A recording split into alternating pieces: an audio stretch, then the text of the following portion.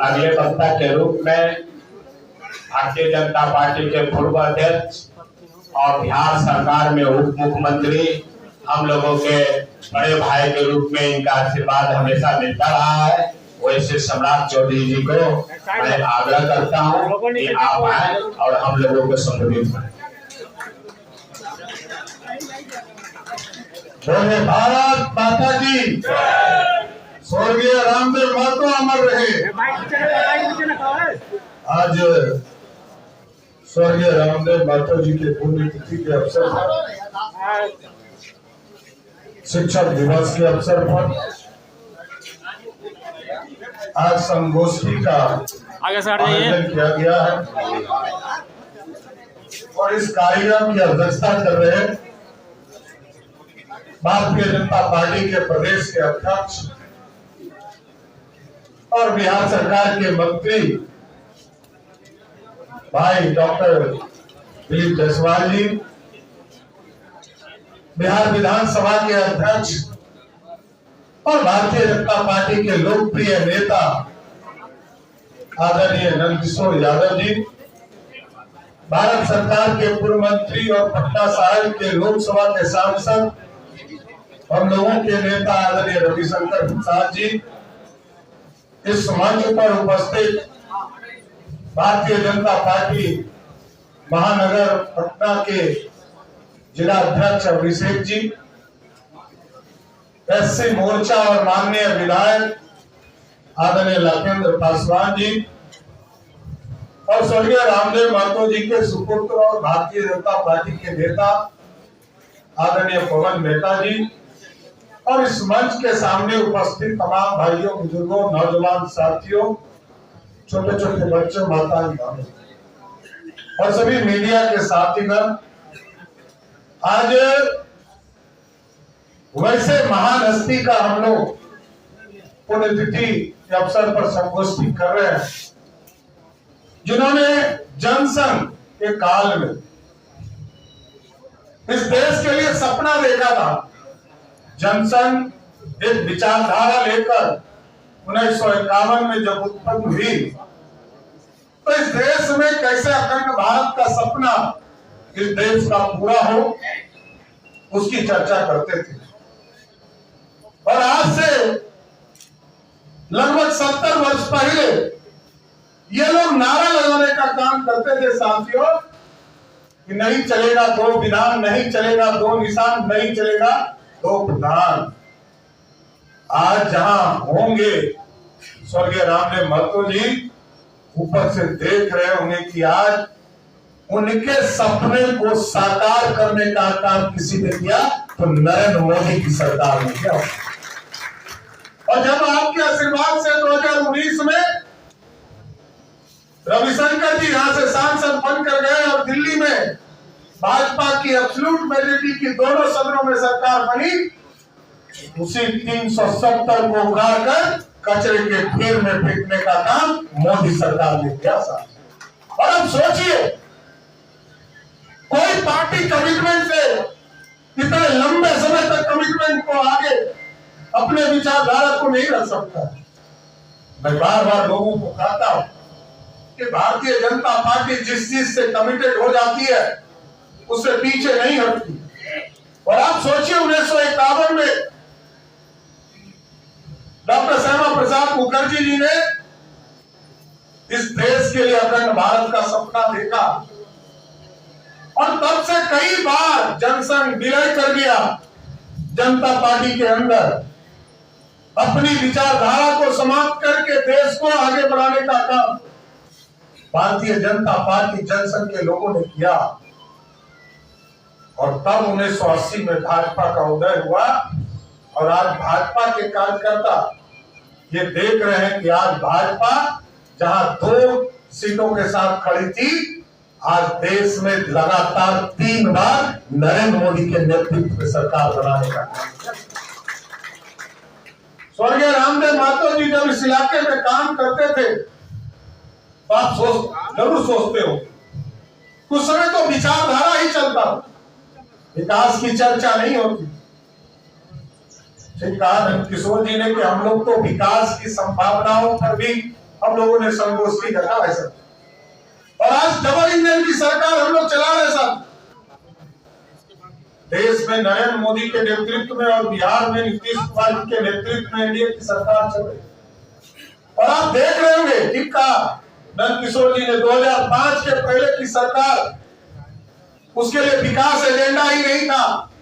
एक राजा थे, एक रानी था और कई राजकुमार और राजकुमारी थी, बस इससे ज्यादा कुछ नहीं था।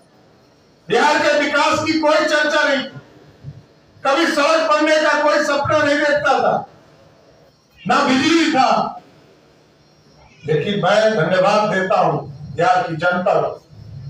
जब एनडीए की सरकार 2005 में बनाने का काम बिहार की जनता ने किया साथियों, तो विकास की किरण बिहार के गांव तक पहुंचाने का काम एनडीए की सरकार ने किया साथियों। आज सड़क दिखाई देता है, पुल देखता है, बिजली गांव गांव तक पहुंचाने का काम किया गया। आर्थिक रूप से हम समृद्ध हो रहे हैं और चीजें स्थापित हो रही। और आज हमें गर्व है कि मैं देखता था, मैं तो 2000 में भी एमएलए था, उसके पहले भी मंत्री था सर। मैं जानता हूं बिहार में जब बंटवारा हुआ तो हम और नंदकिशोर जी उस समय सदन में थे, हम लोग को बहुत पीड़ा भी था कि झारखंड बंट रहा। लेकिन सरदार अटल बिहारी वाजपेयी जी ने जब ये फैसला लिया झारखंड के विकास के, उसके बाद यहीं पर गांधी मैदान में श्रीमती राबड़ी देवी बिहार की मुख्यमंत्री थी, उन्होंने अटल जी को कहा कि हमको विकास के लिए पैसा दीजिए। लेकिन आपको सोचकर बड़ा आश्चर्य लगेगा कि अटल बिहारी वाजपेयी जी ने 6000 करोड़ रुपया बिहार के विकास के लिए दिया 2001-2 में, और 2005 तक 1 रुपया खर्चा नहीं हुआ।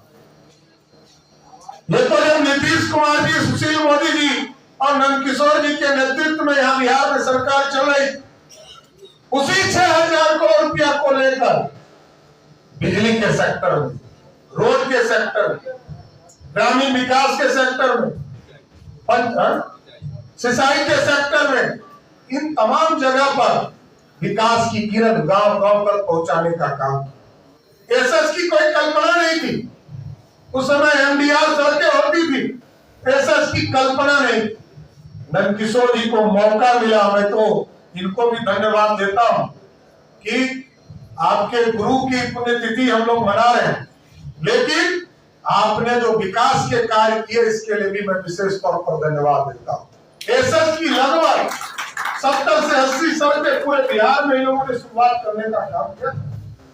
और आज हमें गर्व है, आज देश के यशस्वी प्रधानमंत्री के नेतृत्व में भारत बढ़ रहा है और बिहार भी बढ़ रहा है। और आज देखिए, पहले तो सरदार अटल बिहारी वाजपेयी जी ने 6000 करोड़ रुपया दिया सर, बाद में नरेंद्र मोदी की सरकार 2014 में बनी तो विशेष पैकेज देने का काम हमको किया गया। और आज भी जब 2024 का चुनाव समाप्त हुआ और जब नीतीश कुमार जी ने हम लोगों को कहा कि जाकर आप बात करें, और हम लोगों ने देश के यशस्वी प्रधानमंत्री जी से, फाइनेंस मिनिस्टर से, गृह मंत्री जी से आग्रह किया, तो अभी शुरुआत में 60,000 करोड़ रुपया मिला है बिहार के विकास करने के हिसाब से। और अभी कई चीजें हमें करना है। 60,000 करोड़ के बाद लगभग 10,000 करोड़ रुपया हमको रेलवे में मिल चुका है। 1400 करोड़ रुपया अभी हमको तुरंत अभी बीटा एयरपोर्ट के लिए मिला है। कोई एक्सप्रेसवे हमारे यहाँ नहीं है सर, 4 एक्सप्रेसवे हमारे यहाँ हल्दिया से लेकर रक्सौल तक का एक्सप्रेसवे बनाने की कल्पना की गई। हम जमीन अधिग्रहण का काम शुरू कर चुके हैं। हम लोग बक्सर से लेकर साहबगंज जो भागलपुर का जो टेल पॉइंट है, इसको गंगा के किनारे एक नया एक्सप्रेसवे बनाने का निर्णय लिया गया।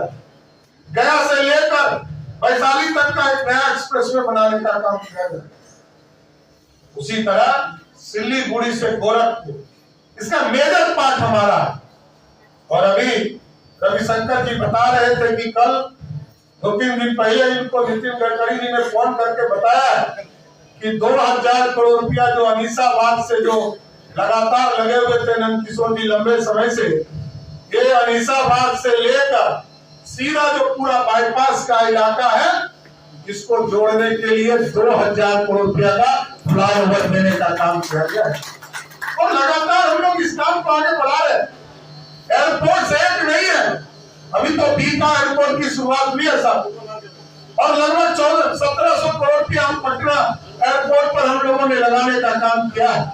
और अभी अगले 5 दिनों में साथियों, अगले 5 महीने में कल हम लोग मुख्यमंत्री नीतीश कुमार जी के साथ और पूरा अथॉरिटी के लोग, जो एयरपोर्ट अथॉरिटी के लोग हैं, चेयरमैन आए हुए, हम लोगों को कहा गया है कि मार्च में हम नए एयरपोर्ट से अभी 34 लाख लोग यहां से उड़ान भर सकते हैं और आगे का जो स्वरूप बन रहा है, हम लोग इसको 3 गुना करते हुए 1 करोड़ लोगों को यहां से उड़ान भरने की पूरी व्यवस्था करेगा। और ये सिर्फ पटना को नहीं मिल रहा है, हम बीटा में कर ही रहे हैं। अभी दरभंगा का एक्सपेंशन का काम, पूर्णिया का एक्सपेंशन का काम लगभग 2000 करोड़ से उसको भी करने जा रहे हैं। इसके साथ साथ भागलपुर और राजगीर में भी 2 नए एयरपोर्ट हम बनाने जा रहे हैं। इसके साथ साथ रक्सौल जो हमारा बॉर्डर का इलाका है, वहां भी एयरपोर्ट बनाए। 8 नए मेडिकल कॉलेज, कल आदरणीय हमारे राष्ट्रीय अध्यक्ष आ रहे हैं, वो 5 जगह पर जाकर बड़े हॉस्पिटल का शिलान्यास करने जा रहे हैं और लगभग 2000 करोड़ से अधिक की राशि का जो एडिशनल पीएससी या हेल्थ सेंटर है, सबका शिलान्यास और उद्घाटन करेंगे। साथियों, हम लगातार एक तरफ विकास की बात करते हैं और दूसरे तरफ जो लोग हैं, उसने 15 साल तक बिहार का विनाश किया है। और ये भारतीय जनता पार्टी है, ठीक कहा नंदकिशोर जी ने, बिहार के विकास के लिए जिस तरह लगातार एनडीए काम कर रही है, हम उत्तर बिहार में देखते हैं, जब हम लोग उत्तर बिहार की ओर, मैं तो राजनीति उत्तर बिहार में करता हूं, जो टेल पॉइंट है खगड़िया, और आपको आश्चर्य होगा कि 7-7 नदियां जाकर वहां मिलती है। पूरे उत्तर बिहार में डर का माहौल रहता है, कब बांध टूट जाएगा, घर में पानी कब घुस जाएगा। अभी केंद्र सरकार ने लगभग 11-11.5 हजार करोड़ रुपया हमें दिया है सर, और हम 4 बराज बनाने का काम करने जा रहे हैं। एक बराज हम मोतिहारी के अरेराज में बना रहे हैं, सीतामढ़ी में हम बराज बनाएंगे, हम सुपौल में बराज बनाएंगे, हम कटिहार में बराज बनाएंगे महानंदा के ऊपर, और राज्य सरकार अपने पैसे से हम लोग मधुबनी में भी एक बराज बनाने का काम चल रहा है। हम लगातार प्रयास कर रहे हैं कि जो उत्तर बिहार है, वहां का डर का माहौल खत्म हो, वहां जो पीड़ा है इस बाढ़ को पूरी तरह कंट्रोल किया जाए, क्योंकि बिहार की 2 ही कमजोरी, एक नेपाल से आने वाला पानी, ये हमारी कमजोरी है, इसको ताकत बढ़ाना है। और इसलिए हम लोगों ने इंटरनेशनल पॉइंट पर, हमारे फाइनेंस मिनिस्टर साहिबा इस पर बात कर रही हैं, हमारे फॉरेन मिनिस्टर इस पर बात कर रहे हैं, और हाई लेवल डैम जो उत्तर बिहार के लिए नए प्लान का और आगे विकसित बिहार बनाने में सहयोग होगा। और दूसरा, हमारी आबादी, दुनिया के डेंसेस्ट पॉपुलेशन में हम रहते हैं। भारत में 140 करोड़ की आबादी और 10वां हिस्सा हम है, जबकि हमारा क्षेत्रफल बहुत छोटा है। राजस्थान हमसे बड़ा है, उत्तर प्रदेश हमसे बड़ा है, महाराष्ट्र हमसे बड़ा है, मध्य प्रदेश बड़ा है, बंगाल हमसे बड़ा है। इसके बावजूद इतनी बड़ी आबादी हमारे यहाँ रहता है। इस दोनों को ताकत बढ़ाने का प्रयास कर रहे हैं। इसलिए साथियों, सरकार के स्तर पर विकास के कार्यों को साथ साथ रोजगार देने का भी काम किया जा रहा है। और 2020 के चुनाव में जब आदरणीय प्रधानमंत्री बिहार आए थे, तो उन्होंने कहा था कि नीतीश कुमार जी के नेतृत्व में हम सरकार बनाएंगे और 10 लाख सरकारी नौकरी देने का वादा हम लोगों ने किया था। और इसलिए इस बार आपने देखा होगा 15 अगस्त को आदरणीय मुख्यमंत्री जी ने इसको तय कर दिया है, अगले चुनाव में जाने के पहले हम 10 लाख नहीं 12 लाख सरकारी नौकरी देने का वादा पूरा करके जाने का काम करेंगे।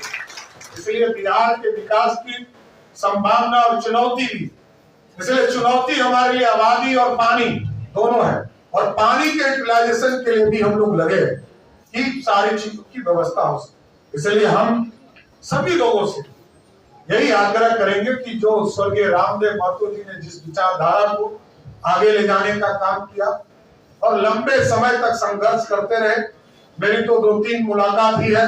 मैं जब सरकार में पहली बार मंत्री बना था तो हमसे मिलने आए थे, आशीर्वाद देने आए थे, तो बड़ा ही अनुभव रहा कि एक सिंपल सा एक पूर्व मंत्री से हमारी मुलाकात हुई जो एकदम साधारण थे और लेकिन असाधारण जीवन जीने वाले व्यक्ति थे। इसलिए हम तमाम लोगों से, भारतीय जनता पार्टी के कार्यकर्ताओं से जरूर आग्रह, उनके विचारों को अपने जीवन में लाने का प्रयास कीजिए। और ये भारतीय जनता पार्टी है, जो व्यक्ति सबसे अंतिम पंक्ति में बैठा है, किसी दिन वो कुर्सी के बीच वाले अध्यक्ष वाले पद पर भी बैठ सकता है, इसी पार्टी में हो सकता है, दूसरे किसी पार्टी में नहीं हो सकता। क्योंकि बगल वाली पार्टी जो बगल में है साथियों, उसके यहाँ तो 27 साल से एक ही राष्ट्रीय अध्यक्ष, कोई दूसरा राष्ट्रीय अध्यक्ष नहीं बना। और जो दिल्ली में बैठी है कांग्रेस पार्टी है, जिसको अंग्रेजों ने बनाने का काम किया था, उस पार्टी का भी नेतृत्व एक ही परिवार को, दूसरा किसी को नहीं। इसलिए साथियों, सभी लोगों से आग्रह करूंगा, अपने जीवन में स्वर्गीय रामदेव महतो जी को अपने जीवन में अनुसरण करने का काम कीजिए। और इस शिक्षक दिवस पर भी मैं सभी हमारे जो शिक्षक हैं सभी को मैं बधाई भी देता हूं। और आप गुरु हैं और गुरु ज्ञान देने का काम करता है, ऐसा ज्ञान दीजिए जिससे कि बिहार भी समृद्ध हो और देश भी समृद्ध हो। सभी लोगों को फिर से कोटि कोटि धन्यवाद देते हुए